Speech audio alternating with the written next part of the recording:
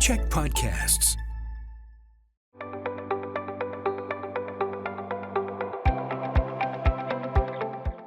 Hi, I'm Bruce Williams. I'm the CEO, the Chief Executive Officer of the Greater Victoria Chamber of Commerce. Welcome to Chamber Chats, coming to you as always from here in the podcasting studios at the Czech Media Group, one of our chamber champions. I'd like to acknowledge, as always, that I live and work in the lands of the Lekwungen-speaking nations, the Songhees and Kosapsum. And all of this is made possible by the support of Island Savings, a division of First West Credit Union, who are changing what banking can do for people, for the community, and for the planet.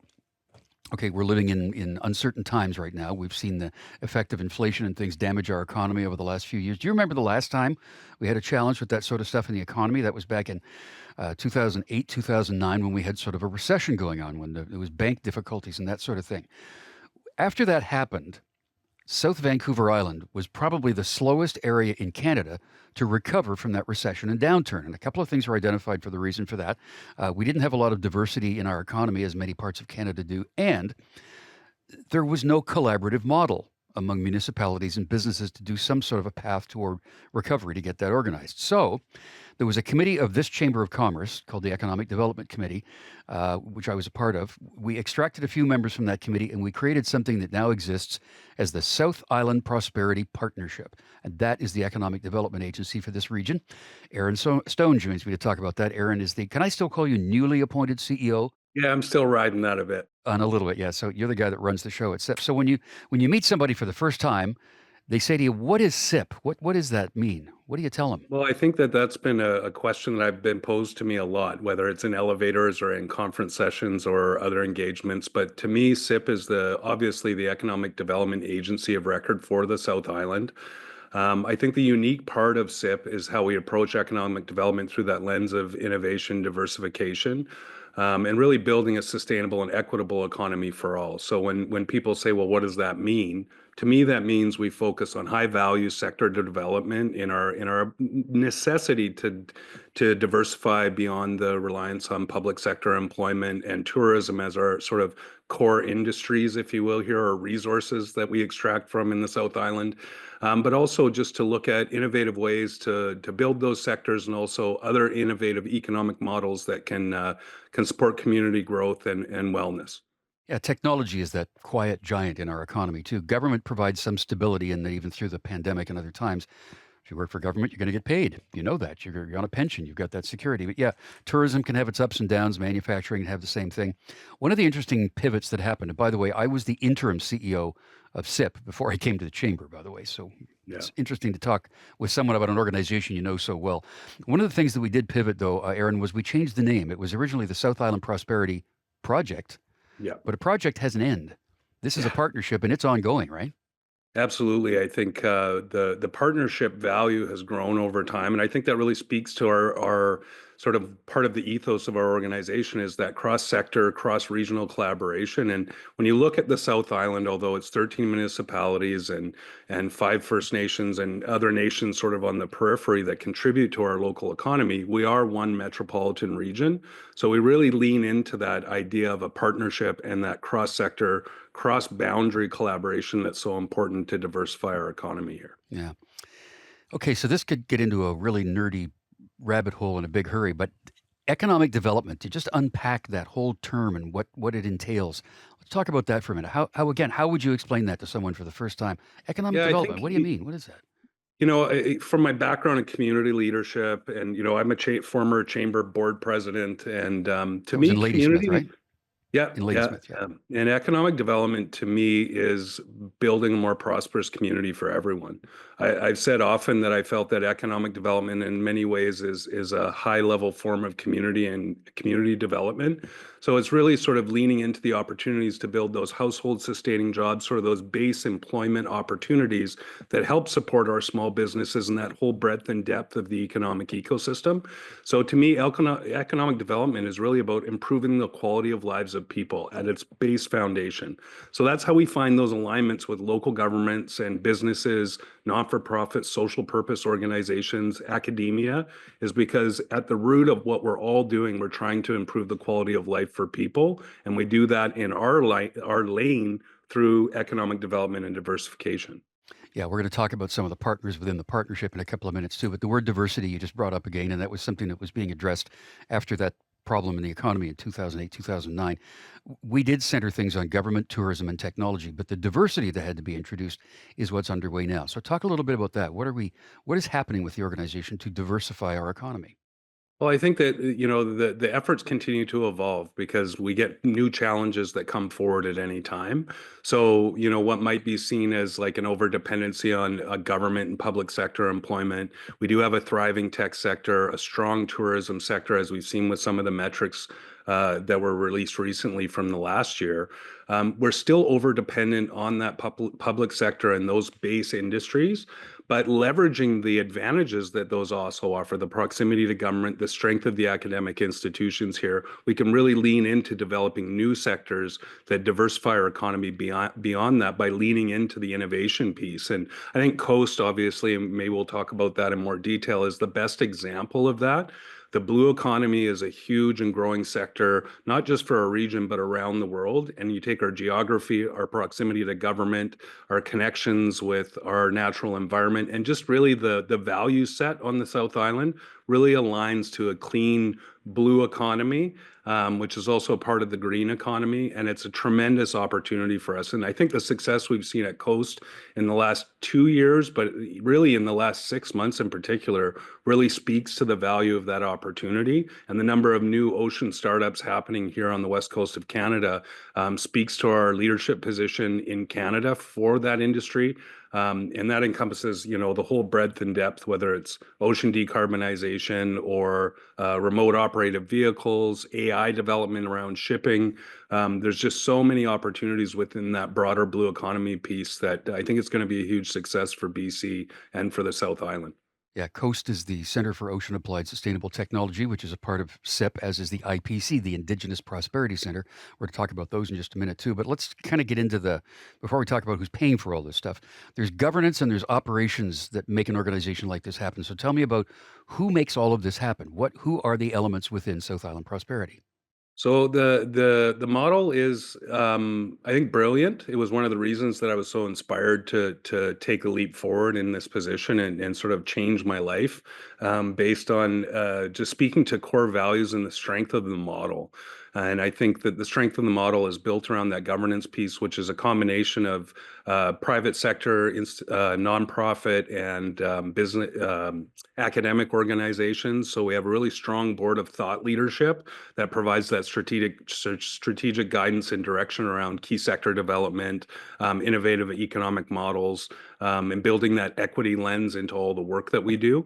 But I think that the other piece of it is through Coast and IPC, bringing the advisory boards in, where we have through IPC a group of Indigenous rights holders that guide the work of IPC, and in our engagement with First Nations in the region, and through Coast, we have thought leaders in the blue economy space that are guiding the growth and development of the Coast model as well. And then we have amazing, talented staff. Like I've been blown away by not only the SIP core staff, some of which like Dallas, who's been here for a decade, since the beginning, but through the entire team. Like I say, breadth and depth a lot. Often in organizations, you kind of manage strengths and weaknesses, but it's just a really strong team through each business unit that we have at SIP. And the governance structure, I think, lends itself to that innovation that we need, and also just the strength and the rapid progress that we've had over the last couple of years. Yeah, Dallas is Dallas Gislason, and he actually, as you say, has been there since day one when this was all just a committee of this Chamber of Commerce. Yeah. Now then, Yep. the next question is who pays for all of this? We're going to talk about that.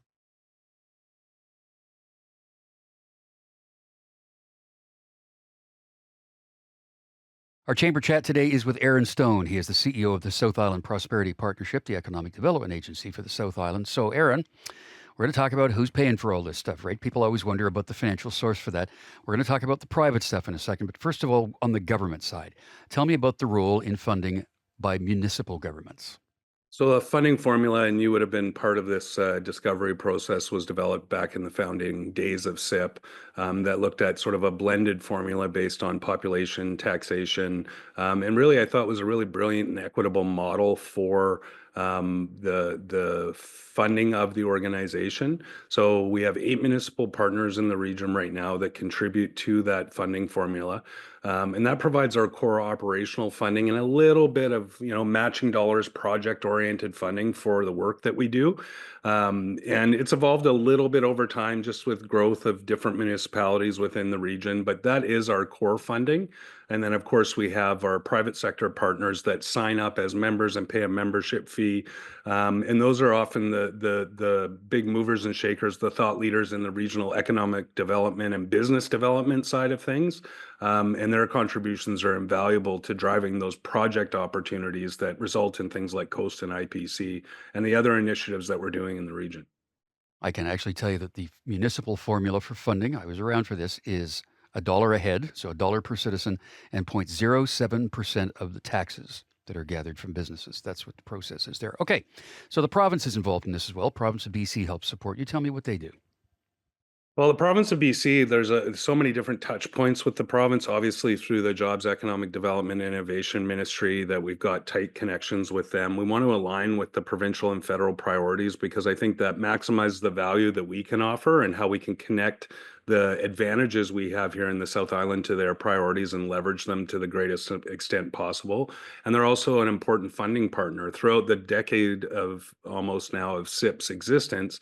They've been a partner on different projects at different levels, whether it's at the study level and in the tens of thousands, or in the Coast project in particular, well over $1 million from the provincial government, well over $3 million from the federal government, that then brings in that opportunity for matched funding that's then doubled those investments that the government partners have made in those initiatives.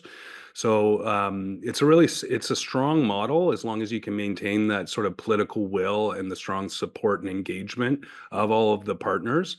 But yeah, the federal and provincial governments have been invaluable in really moving the needle here in the South Island. Yeah, on the federal side, there's an agency. It's called Pacific Can, as you well know. That's the Economic Development Agency for British Columbia alone from the federal government, and they're a big part of what you do too, right? Yeah, and they have been for some time. And I think what we're finding too, as time moves on, is that we're finding stronger alignment and support and engagement from the federal government. The Pacific Hand team here on the South Island is amazing. Again, a really talented, sort of action-oriented group. So through their shared leadership and their engagement with SIPP, we continue to uncover new opportunities for the South Island and look at how we can put our sort of the opportunities that are presented to us to work to benefit all of the communities. Yeah. Tell us more about what you do with the First Nation governments too. So all the First Nation governments in the region are members of SIPP, and through IPC, which we'll get into in more detail.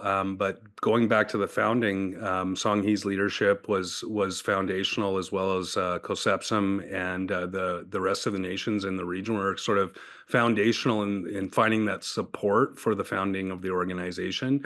In the time since, there's a whole wide variety, a whole suite of sort of tools and engagements that we've used to help unlock opportunities for the nations, working sort of upward with senior governments. We're working to remove barriers to procurement opportunities for Indigenous businesses and First Nation businesses, and just also that influence of their leadership, the Indigenous ways of knowing and being sort of being injected into our organization helps support the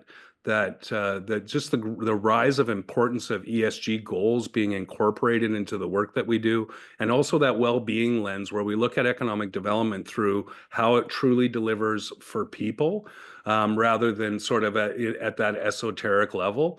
So I think the contribution to from the First Nations to SIPP as members, but also with that guidance and leadership from a stewardship, equity, and environmental sustainability lens just can't be overlooked. On the other side of it, I think we all recognize that as First Nations sort of come out and sort of take advantage of their traditional territories and start looking toward economic development as a way to become more fully independent, provide opportunities for their citizens.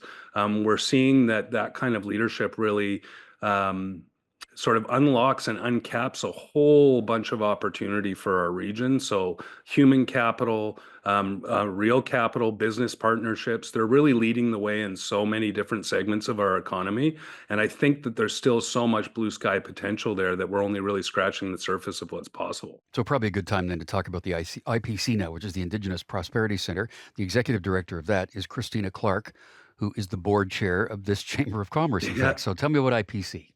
Well, just you're speaking to the connectivity of our ecosystem, and I think that Christina said at a submission to Victoria City Council recently, we're a network of networks within this region, and that's part of the strength. But with IPC in particular, her experience in working for Songhees for nearly 30 years, really led to her being able to see all these opportunities and the emerging sector development and opportunity within that sort of human capital piece within the nations. And it's sort of that guided way of knowing and being with that kind of inclusion and community and culture. I think it's really influenced her leadership in IPC. So when I look at the work that they do day to day, they're engaging the whole ecosystem of Indigenous people within the region on and off reserve, sort of uncovering opportunities and creating sort of that pathway of hope, if you will, to what are the next opportunities for Indigenous youth.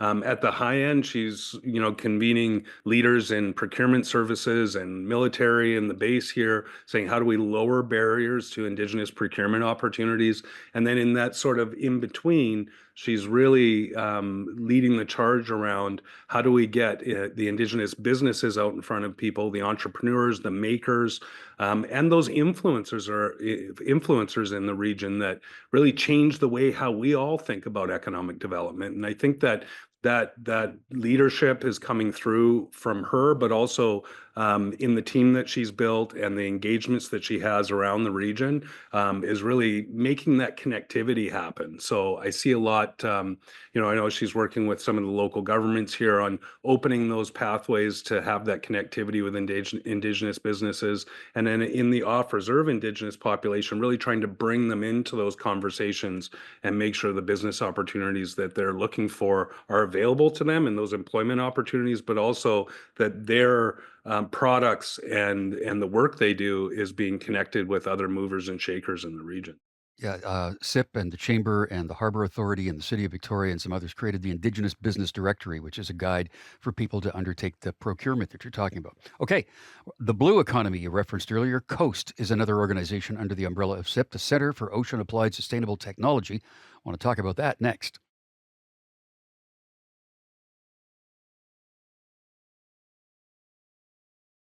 Our guest on Chamber Chats today is the CEO of the South Island Prosperity Partnership. He is Aaron Stone. Coast, of course, is present here on Check because they have a podcast that happens here. But the Center for Ocean Applied Sustainable Technology is leading the way, Aaron, in the creation and the support of our blue economy. Tell us more about that. Yeah, and I think that the progress that we're making here really speaks to the wisdom of that initiative really kicking off. So, we could spend a whole podcast, and obviously Jason's in your studios doing his own podcasts on a regular basis. But the speed with which that organization and the initiatives are growing is hard for me to keep up with. So I see Dr. Jason Goldsworthy, who you've had on here, I think, as well Yep. before. I'm not sure how he keeps up. He does say that sleep's at a premium these days, but I know that he's here for it because it's a mission he believes in deeply. We have a tremendous advantage on the West Coast of Canada and really Canada more broadly with our shorelines that go across the sort of geography types in terms of what kind of oceans you're accessing, and specifically here in the South Island with our access to the military base here and the universities. You've got a ton of innovation happening here. It was really a natural fit for the blue economy. And when we opened, I think it was 6 days after I started, we opened the Innovation Hub here on Harold Street in the city. Just the program development and launching the Blue Pathways Initiative, which is reskilling, co-skilling, and upskilling people to take advantage of blue economy opportunities. There's tradespeople and engineers that have worked in those fields their whole lives that with a little bit of guidance, they can transition those skills into the blue economy. So really helping unlock that capacity that's needed to take advantage of it through the educational institutions and our corporate partners, taking those fledgling business ideas, providing them connections to capital, and then through the hub itself, we're providing the ecosystem and the connection space where people can actually share amongst these sort of emerging ideas and opportunities, connect them with capital, connect them with each other, and then you see really great things happen. And I said in a article I wrote just before the holidays that I haven't seen anything like this in any space that I've been in since the late 90s sort of tech boom. And to see it happening in the blue economy here, it feels very similar, like the amount of energy that's happening there and the amount of companies that are really emerging in the region that are taking advantage of those opportunities, applying their knowledge and experience to those market opportunities. It's really remarkable, and I think that we're still just scratching the surface, if I can use an ocean pun, of the potential there. So I'm excited to see what happens in the next 12 months or so, and we're already planning for phase 2, where we're really going to sort of take the model that we built here in the Innovation Hub and really get those shoreside infrastructure, those maker spaces where they can actually prototype, build, and test their innovations on the water, in the water. And I think that's where we're going to really see it explode. And we have to realize, too, that what South Island Prosperity does is not limited to those people that you mentioned who are involved on a day-to-day and ongoing basis. There are opportunities for the public to be involved, too, and you have some events coming up. So tell me about that we can all be a part Yeah, of. and I was trying to find a way to work this in, but I'm really excited about our Rising Economy. So as you know, coming out of the pandemic, the original Rising Economy Conference was really dedicated to recovery and bringing business, academic, and social capital, all the leadership in the region together to say, how do we sort of come out of COVID in a good way? But what we're seeing now is it was so popular and the material so rich in opportunity that it's become an annual event. So March 4th, 5th, which I know does conflict with the budget. Unfortunately, those dates were set before that was nailed down. But we're going to have some commentary on it. I know you will as well. We're having the conference this year. Early bird registration is open now, so get your tickets now before that early bird registration expires. The other piece for us is we're doing a new sort of vision. I called it SIPP 3.0, but is really saying, okay, we've been through these two sort of phases of the organization's growth and change, but how do we engage community members, business leaders, academic leaders, and the local government leaders to say what comes next for SIPP? So our hope is that by the summer, we'll have a new 5-year strategy in place. So we'll be reaching out through groups like the Chamber and Destination Greater Victoria and others over the next number of months to gather all of that data to help lead us on that discovery piece, and then hopefully launching a new strategic plan later this year that'll really set us up well to take advantage of the emerging opportunities in the next 5 years. Yeah, so to register for those events and to find out more about the organization, it is southislandprosperity.ca is the website. Aaron Stone is the CEO. Aaron, thanks for your time. We'll do this again soon. Thank you. I'm Bruce Williams. We'll see you again for another Chamber Chat.